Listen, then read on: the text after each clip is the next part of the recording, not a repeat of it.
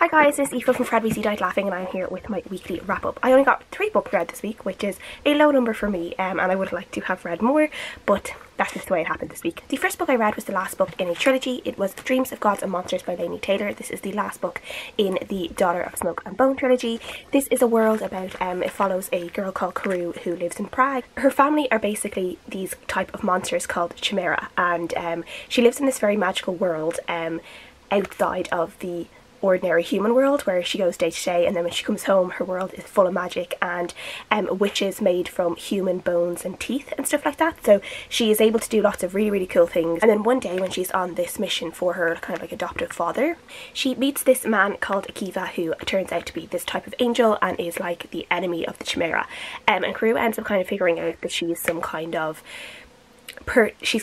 like solution that could really help the war between the Chimera and the Angel, and she has a really big part to play in this interspecies war. And the story kind of goes from there. There is forbidden love, there is a lot of angst, a lot of beautiful writing, lots of distress and war and people dying, and it's just so good. I love this series so much. The first and second book, Daughter of Smoke and Bone and Days of Blood Starlight, were one of my favourite books of the last couple of years. This one didn't get a 5 stars for me, which I was surprised by because I really thought I was going to give it a 5 stars. But there were just some things in it that just made me feel a bit So overall, I really enjoyed it. I really enjoyed seeing how everything ended up. I felt like the ending for a character in it that was quite evil was a little bit anticlimactic. I feel like we didn't really get what I would have wanted, which, to be fair, like, I wanted revenge. I wanted to see him suffer a bit, and we never got to see that, and I was a bit like, oh, okay. We never really got to figure out exactly what was going on with him. And then there was just so much, there was a lot of new stuff that was brought in this book, particularly about one character and about who he really was. And there was a lot of new people brought in, a lot of new, like, kind of stories and magic brought in.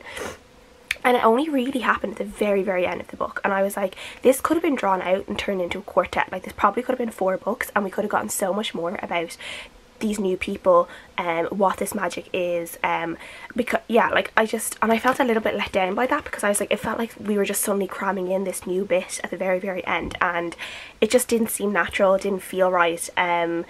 And yeah, it felt like it could have been another book, or like a spin-off series even, and I was just a bit like, oh, okay. So yeah, there was that, but overall I did really enjoy this. I loved some of the new relationships that were formed in this. One of my favourite characters 100% is Susanna, who is Carew's best friend, who's human. She's just this little spitfire. I absolutely love her. She's just so much like personality, and she's just lovely. She's just really made the book for me, and she's really done that for the other 2 as well. I just love her so much. So yeah, I gave this a 4 out of 5 stars. I did really enjoy the trilogy overall. I just do think that it actually could have been a quartet. The next book I finished was The House at Bishopsgate by Katie Hickman. This is a historical fiction set in the 1600s, and this is about this man called Pau-Preto, I'm not really sure, and his wife Celia, who moved from Aleppo in Syria back to London. So Paul had some kind of job that caused him and Celia had to have to live in Aleppo for years and years. And this is actually the 3rd book in a trilogy, but it's one that you can kind of read on its own, because obviously I have not read the first 2 books in the trilogy. And I'm kind of glad I didn't read the first 2 books in the trilogy, because there's a lot of stuff that happened in the first 2 books that are rehashed in this book. So you don't actually really need to know the history. You just need to know that, like, a lot of stuff has gone on in these characters' pasts, and they have a lot tied up in their past, and there's been a lot of traumatic stuff. But they move back to this house in Bishopsgate, and while they are there, and while they're moving over, they're kind of asked, oh, would you mind accompanying this woman? She's a widow, she needs to go back to London to meet up with her family there, and would you mind, like, accompanying her, like, across the seas to England? And they're like, yeah, sure, whatever. And she ends up in their house at Bishopsgate, and she kind of immediately starts, like, helping Celia take control, because Celia's overwhelmed. She hasn't really had to deal with a household of this size before. She doesn't really know what to do. So this woman, Frances, she ends up helping to take control, and she kind of ends up kind of like wheedling her way in to the centre of this household, and kind of becoming this kind of central voice there, and this kind of commanding voice, and trying to get into the relationship, and kind of trying to learn all these secrets. And we're kind of trying to figure out, like, who she is. Is she, like, does she mean well, does she mean bad, what is her story? And there's just this kind of mystery around this. This was okay. Like this, I went to like add this on Goodreads that I was currently reading it, and I realised I had a really bad kind of like rating, or like had a very middling to low rating on Goodreads. And I was like, oh okay, a lot of people don't seem to like this, and found it really boring. I will say that like as plots go, it wasn't a very exciting plot, and I think Celia the wife, I feel like I thought that she was going to be a central character in this, and she actually became just like very overshadowed, this kind of just person who would just kind of be there in the background, didn't really have much of a voice, and I was quite disappointed by that, because I would have liked her to have kind of stepped up a little bit and taken a bit more control, particularly at the end of the book. And I kind of felt like there was times it felt like she was just this kind of presence in some of the chapters, and she wasn't actually there. It was almost like, you know, the woman in the attic in Jane Eyre, like kind of that kind of thing. And yeah, I didn't really like that. I wanted her to just be more in control of her own character in a way, and we didn't get that. And as I said, as the plot went, it wasn't particularly exciting, but I did like the writing. I liked the writing. I liked the writing style. I got through it quite quickly, and it did kind of draw me along, even though the plot wasn't very exciting. Yeah, so I gave it a 3 out of 5 stars. It wasn't brilliant, but it was okay. And the last book I finished reading was Crown of Feathers by Nicki Pau-Preto. This is a YA fantasy novel based around this girl called Veronica who becomes a phoenix rider. So in this world, phoenix riders used to kind of they used to reign, they used to always be kings and queens, and they're basically kind of like, they have this special magic they're called animages, which means that they're able to kind of communicate and control animals in a way, and there are these special branch of these animages who bond with phoenixes, and they end up being phoenix riders. So they are able to have this amazing bond with phoenixes, are able to talk to their phoenixes, that's a hard word to say, and they're able to go around and like fight if needed in wars and stuff, and they're really cool and really powerful. But there was this war like 16 years ago with this queen, and basically everyone died, and all the phoenix riders were like wiped out, and now it's been like 16 years and there have been no king or queen in this land. Animages are basically brought into slavery if they're caught a lot of the time, and people think that the phoenix riders, there's just no more of them. And Veronica is an animage, and her sister finds these eggs, and then Veronica ends up bonding with the phoenix that hatches from one of these eggs. And then a lot of stuff happens, and Veronica ends up having to go and try and find the phoenix riders that might be living in the mountains. So she goes off there to try and learn how to train. At the same time, we were following this character called Sev, who is a soldier with the Empire, but he's actually in disguise because he is an animage, but he's kind of trying to stay hidden and basically try and stay alive so he doesn't get caught. So he's a soldier, and he ends up getting kind of recruited by some of the other animages who figure him out, and he kind of gets recruited as almost like a spy in a way.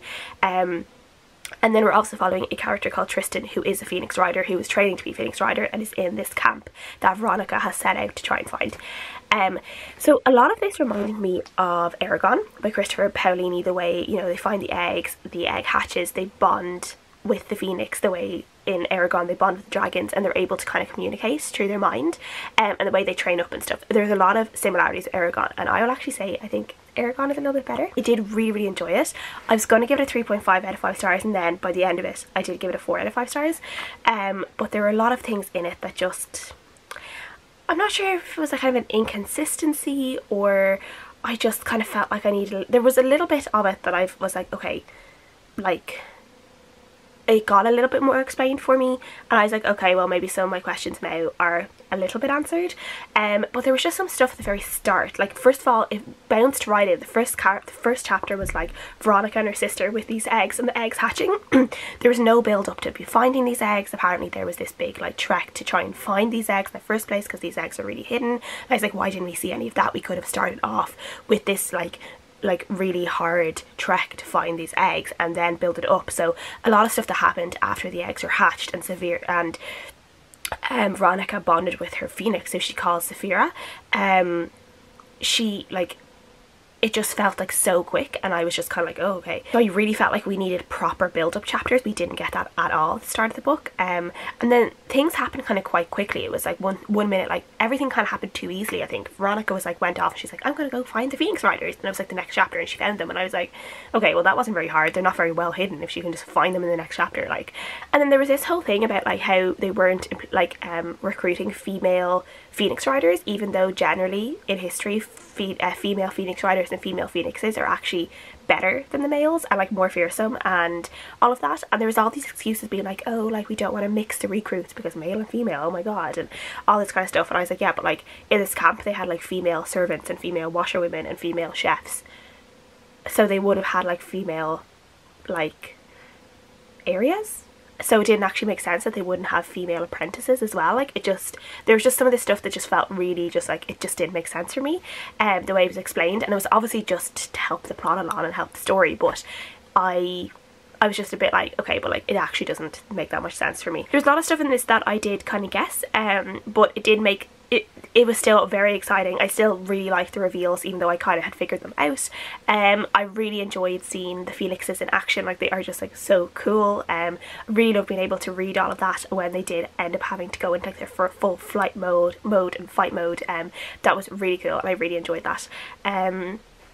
So yeah, I gave this a 4 out of 5 stars in the end. I did think it did have its weaknesses, but overall I did really enjoy the story, and I will definitely be reading the next one because yeah, it's just a cool story. I've read this week. Please let me know what you guys think. I'll see you guys again next time. Bye.